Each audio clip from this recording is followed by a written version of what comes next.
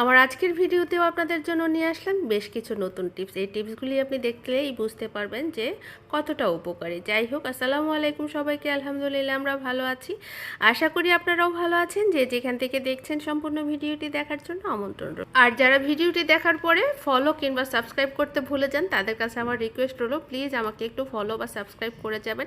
আপনাদের একটা follow subscribe কিন্তু আমার স্বপ্নটাকে পূরণ করতে পারে। প্রথমেই যে টিপসটা শেয়ার করতেছি আপনাদের সাথে, গৃহিণীরা কাজ করার সময় কিন্তু বিভিন্ন সময় বিভিন্ন কারণবশত ছেঁকা লাগে বা পুড়ে যায়। সেই ক্ষেত্রে আপনার ডিপ ফ্রিজ থেকে এক টুকরো বরফ বের করে তারপরে প্রথমত সেই জ্বালা পোড়ার যেই জায়গাটা করবে সেই জায়গাটার বরফটা দিয়ে নেন। তারপরে কিছুটা পেস্ট লাগিয়ে দিবেন। পেস্টটা লাগানোর পরে দিয়ে দিবেন কিছুটা লবণ। এতে করে কিন্তু আপনার জ্বালা পোড়াটা কমে যাবে। তবে একটু সময় লাগবে, হয়তো 10 মিনিট সময় লাগতে পারে, বাট একটু ধৈর্য ধরে থাকবেন, দেখবেন যে আপনার জ্বালা পোড়াটা কমে যাচ্ছে এবং ঠোসা পড়ারও কিন্তু কোনো ভয় থাকবে না।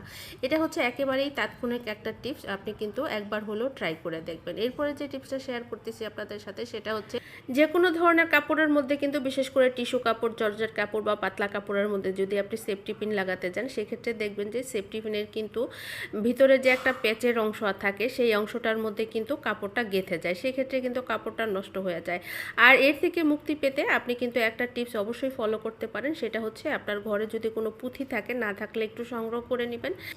একটা পুঁথি যদি আপনি সেফটি পিনের মধ্যে পরিয়ে নেন, তাতে করে কিন্তু সেই প্যাচ পর্যন্ত আপনার কাপড়টা পৌঁছাবে না, যার ফলে কিন্তু আপনি যে কোনো কাপড়ের মধ্যে এই ধরনের সেফটি পিন ব্যবহার করতে পারবেন।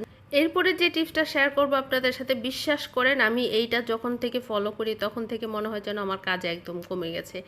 যাই হোক, আমি টাইলসের এই অংশটা খুব সুন্দর করে পরিষ্কার করে নিয়েছি। কয়েক ফোঁটা তেল দিয়ে আমি এভাবেই টিস্যু দিয়ে তেলটা মাখিয়ে নিচ্ছি। আর এর মধ্যে আমি আগে থেকে সিদ্ধ করে রাখা আটাগুলি নিয়ে নিচ্ছি, আর যে বেলুনটা হাতে নিয়েছি তার মধ্যে একটু তেল মাখিয়ে নিচ্ছি। এটা দিয়ে আপনি আটা মথা যে এত সুন্দর হয় আর এত দ্রুত হয়, আপনি যদি দু একবার ট্রাই করেন তাহলেই বুঝতে পারবেন। আমি যেদিন প্রথম করেছি আমি জাস্ট অবাক হয়ে গেছি যে গরম হাতে, মানে হাতে তাপ লাগবে না, একদম গরম গরম আটাটা সেনতে কিন্তু খুব ভালো হয়। কিন্তু সেক্ষেত্রে কিন্তু হাতের মধ্যে যখন গরম লাগে তখনই কিন্তু আমাদের বিরক্ত লাগে। আর সেই গরমটা যদি হাতে না লাগে আর হাতে যদি মথে নিতে না হয়, এই প্রসেসে যদি আপনি আটাটা মথে নেন, দেখবেন যে কি পরিমাণ মিহি হয় জিনিসটা, এতটা সফট হয়। মানে গরম গরম এটা ছেনে নেওয়ার ফলে দেখেন যে কত সুন্দর একটা ডো হয়েছে।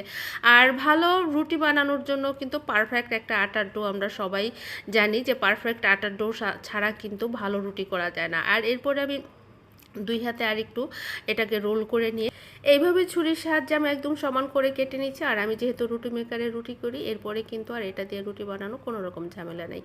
এখানে দেখতেই পাচ্ছেন পুতা দিয়ে রসুনটা ছেঁচে নিচ্ছি। আর এই ধরনের রসুনগুলি কাটা, যে কোনো রসুন কাটাই কিন্তু আসলে আমি মনে করি অনেক ঝামেলার। আপনি যদি পুতা দিয়ে এইভাবে ছেঁতে যান, দেখবেন যে খুব সহজেই কিন্তু ছিলকাগুলি বের করে ফেলতে পারবেন। আর এরপরে কিন্তু আপনি খুব সহজে ব্লেন্ডারে ব্লেন্ড করে নিতে পারবেন। তবে অবশ্যই রসুনটা আগে আপনি ধুয়ে নেবেন, যার কারণে যেহেতু আপনি এটাকে সরাসরি ব্লেন্ডারে দিয়ে দেবেন, এটাকে আর কাটতে হবে না। সুতরাং যেহেতু ছেঁচে নিয়েছেন, তাতে করে কিন্তু আপনার এটা আর ধোয়া যাবে না।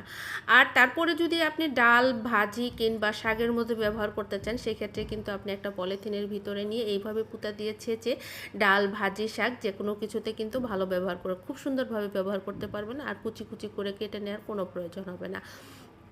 এরপরে যে টিপসটা শেয়ার করতেছি, এটা কিন্তু একটা বিস্কিটের প্যাকেট। আর এই বিস্কিটের প্যাকেটটার মধ্যে কিন্তু আমি ডিপ ফ্রিজে বরফ রেখেছিলাম, মানে পানি রেখেছিলাম, সেটাকে আমি বরফ করে নিয়েছি। আমাদের কিন্তু মাঝে মাঝে অনেক বড় বড় বরফের টুকরোর প্রয়োজন হয়। সেক্ষেত্রে কিন্তু আপনি এইভাবে যদি বরফগুলিকে জমিয়ে রাখেন, তাতে করে কিন্তু যখন তখন বের করে আপনি কাজে লাগাতে পারবেন। এই বরফ দিয়ে একটা টিপস শেয়ার করতেছি আপনাদের সাথে। এই বরফের মধ্যে কিছুটা পানি দিয়ে দিলাম আমি। আপনার যদি প্রচণ্ড রকমের মাথা ব্যথা থাকে, সেই ক্ষেত্রে এরকম বরফের মধ্যে পানি নিয়ে দুই হাতের মধ্যে দুই হাত ঠান্ডার মধ্যে ডুবিয়ে দিয়ে বরফটা নাড়াচাড়া করতে থাকবেন, দেখবেন আস্তে আস্তে কিন্তু আপনার মাথা ব্যথা কমে আসবে। আর মাথা ব্যথায় ভোগে না এইরকম মানুষ মনে হয় আমার জানা নাই, সবারই কম বেশি মাথা ব্যথা আছে। দুই একবার ট্রাই করবেন, তাহলেই কিন্তু আপনি বুঝতে পারবেন। আমার বিশ্বাস আমার টিপসগুলি আপনাদের অনেক বেশি কাজে লাগে বা ভালো লাগে, বা আমার এই ভিডিওগুলো যদি আপনাদের কাছে ভালো লেগে থাকে, টিপস টাইপের ভিডিও, অবশ্যই আমাকে একটু সাপোর্ট করবেন। আপনারা ভালো থাকবেন, সুস্থ থাকবেন। আল্লাহ হাফেজ।